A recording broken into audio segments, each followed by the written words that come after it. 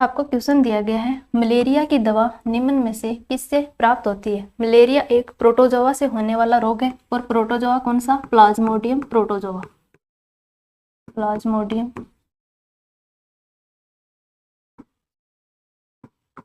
Protozoa से होने वाला रोग है मलेरिया।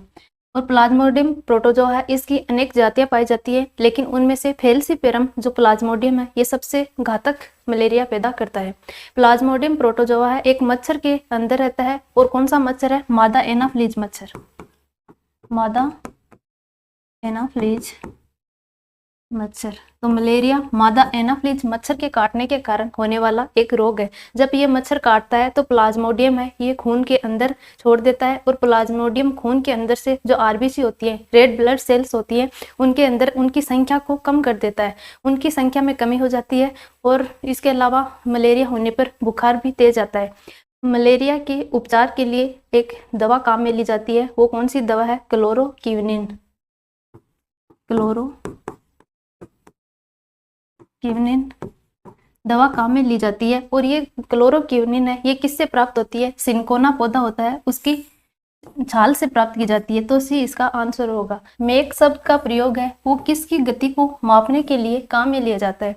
मेक शब्द का प्रयोग, तो मेक शब्द का प्रयोग है ये हवाई जहाज होते हैं उनकी गति को मापने के लिए काम में लिया जाता है। तो डी आपका आंसर होगा। ध्वनि की तीव्रता को मापने के लिए किसको काम में लेते हैं, डेसिबल को काम में लेते हैं। केपलर का नियम निम्न में से किससे संबंधित है। केपलर ने ग्रहों की गति से संबंधित 3 नियम दिए थे। पहला नियम था कक्षा का नियम, दूसरा क्षेत्रफल का नियम, और तीसरा आवर्तकाल का नियम। तो केपलर ने किससे संबंधित नियम दिए थे, ग्रहों की गति से संबंधित नियम दिए थे। तो केपलर का नियम ग्रहों की गति से संबंधित है, तो ये आपका आंसर है। निम्न में से कौन सी ग्रंथि शरीर का ताप नियत रखती है। कौन सी ग्रंथि है जो हमारी बॉडी के टेम्परेचर को रेगुलेट करती है। हमारी बॉडी का टेम्परेचर जब बुखार हो जाती है तो बहुत ज़्यादा हो जाता है, फिर उसको वापस मेंटेन करने या रेगुलेट करने का काम कौन सी ग्रंथि करती है, वो हाइपोथैलेमस ग्रंथि करती है। हाइपोथैलेमस इसका आंसर होगा। थैलेमस शब्द का मतलब ही क्या होता है, टेम्परेचर। तो ताप को नियंत्रित करने वाली ग्रंथि कौन सी है, हाइपोथैलेमस। या आपको पूछा जाए कि हमारे शरीर का तापमापी किसे कहते हैं या ताप नियंत्रक किसे कहते हैं, तो हाइपोथैलेमस को कहते हैं। H5N1 नामक वायरस पैदा करता है। एक होता है H1N1 और एक है H5N1।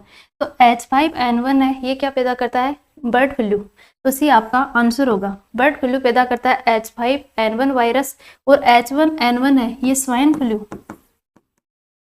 स्वाइन फ्लू किसके द्वारा होता है, H1N1 वायरस के द्वारा होता है। स्वाइन का मतलब होता है पिग्स, यानी जो सुअर होती है उनके द्वारा फैलने वाला रोग कौन सा है, स्वाइन फ्लू। और बर्ड फ्लू जो बर्ड्स पक्षी के द्वारा फैलता है, इसी को क्या बोलते हैं, एवियन इन्फ्लुएंजा भी कहा जाता है। एमनियो सिंथेसिस तकनीक किससे संबंधित है।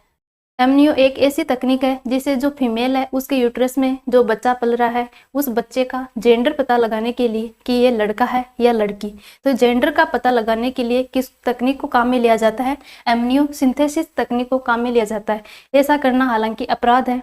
कोई भी अगर हॉस्पिटल वगैरह में ऐसी जांच की जाती है तो उसका लाइसेंस वगैरह है वो रद्द कर दिया जाता है, लेकिन हमें तो एग्जाम में पूछा जाता है इसलिए पढ़ना पड़ेगा। तो एमनियो सिंथेसिस तकनीक किससे संबंधित है, भ्रूण के लिंग का परीक्षण करने से संबंधित है। तो ये इसका आंसर होगा। जेंडर का पता लगाने के लिए इस तकनीक को काम में लिया जाता है। गाय के दूध में किस विटामिन की प्रचुरता होती है। गाय के दूध में विटामिन, दूध में लगभग सारे विटामिन पाए जाते हैं, केवल विटामिन सी है ये दूध में नहीं पाया जाता। तो दूध में कौन सा विटामिन नहीं पाया जाता, विटामिन सी। इसके अलावा लगभग सारे विटामिन दूध में पाए जाते हैं। आपको गाय, भैंस, बकरी इनका नाम लिए बिना ही पूछा जाए कि दूध में कौन सा विटामिन सबसे ज़्यादा पाया जाता है, तब तो कौन सा होगा, विटामिन डी होगा। लेकिन गाय के दूध में सबसे ज़्यादा कौन सा विटामिन पाया जाता है, विटामिन B2 पाया जाता है, विटामिन B2। तो विटामिन बी इसका आंसर होगा। विटामिन B2 का रासायनिक नाम क्या होता है, राइबोफ्लेविन। राइबोफ्लेविन। तो गाय के दूध में सबसे ज्यादा पाया जाने वाला विटामिन कौन सा है, विटामिन B2। विटामिन डी का रासायनिक नाम क्या होता है, कैल्सीफेरोल। विटामिन के का रासायनिक नाम फाइलोक्विनोन होता है, और विटामिन ए का रासायनिक नाम क्या होता है, रेटिनॉल होता है। तो ये बातें भी आपको ध्यान में रखनी है। ग्रोथ हार्मोन या वृद्धि हार्मोन का स्रावण है वो किसके द्वारा होता है। ग्रोथ हार्मोन जो हमारी बॉडी में जो सेल्स होती हैं, टिश्यूज होती है, उनको ग्रोथ करवाने का कार्य जो किया जाता है वो हार्मोन कहाँ से सिक्रेट होता है? ग्रोथ हार्मोन है। इसी को क्या कहा जाता है? सोमेटोसिन हार्मोन भी कहते हैं। सोमेटोसिन सोमेटोसिन हार्मोन किसका दूसरा नाम है? ग्रोथ हार्मोन का ही दूसरा नाम है। तो ये हमारी बॉडी में ग्रोथ देने वाले हार्मोन होता है, जिसकी वजह से कोई व्यक्ति लंबा होता है, कोई बौना होता है। अगर बौना व्यक्ति है तो इसका मतलब उसमें कम ग्रोथ हार्मोन रिलीज हुआ है। और ये हार्मोन है वो कहाँ से रिलीज होता है? जो हमारे ब्रेन में मटर के दाने की जैसी पिट्यूटरी ग्लैंड पाई जाती है। यहाँ पर कहाँ पर पाई जाती है? ब्रेन में पीयूष ग्रंथि पाई जाती है। तो इस पीयूष ग्रंथि के द्वारा ही ये ग्रोथ हार्मोन स्रावित होता है। तो इस पीयूष ग्रंथि के भी दो भाग होते हैं, एक होता है एंटीरियर पिट्यूटरी ग्लैंड और दूसरा पोस्टीरियर पिट्यूटरी। तो जो एंटीरियर पिट्यूटरी है, इसी के द्वारा कौन सा हार्मोन स्रावित किया जाता है? Growth hormone. यानी अग्र भाग के द्वारा कौन सा हार्मोन स्रावित किया जाता है? ग्रोथ हार्मोन स्रावित किया जाता है पीयूष ग्रंथि के द्वारा। तो आपका आंसर कौन सा होगा? पीयूष इसका आंसर होगा।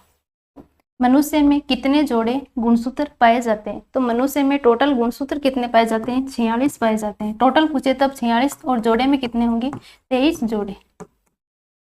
तो 23 जोड़े इसका आंसर होगा।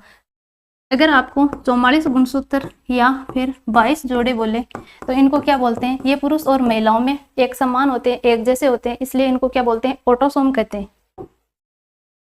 ऑटोसोम।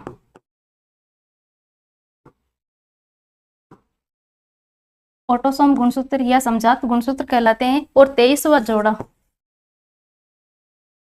जोड़ा या दो गुणसूत्र पूछें तो वो कौन से होते हैं? लिंग गुणसूत्र कहलाते हैं। लिंग गुणसूत्र या सेक्स क्रोमोसोम कहलाते हैं। तो ये 23वां जोड़ा गुणसूत्र होता है, ये पुरुष और महिलाओं में अलग अलग होते हैं। पुरुषों में कौन से होंगे? एक्स और वाई। और महिलाओं में कौन से होते हैं? एक्स एक्स गुणसूत्र होते हैं। तो पुरुषों में एक्स वाई और महिलाओं में एक्स एक्स। अगर महिला की तरफ से तो एक्स आता है, अगर पुरुष की तरफ से एक्स आए तब तो लड़की पैदा होती है, और पुरुष की तरफ से वाई आए तब लड़का पैदा होता है।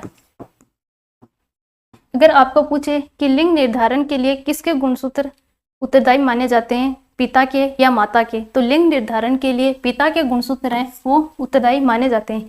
अगर कोई बोलता है ना कि इस महिला ने लड़की पैदा कर दी, तो भाई उस महिला का कोई दोष नहीं है। तो लिंग का निर्धारण तो किसके गुणसूत्र करते हैं? पुरुष के गुणसूत्र करते हैं। तो इसमें महिला का क्या दोष है?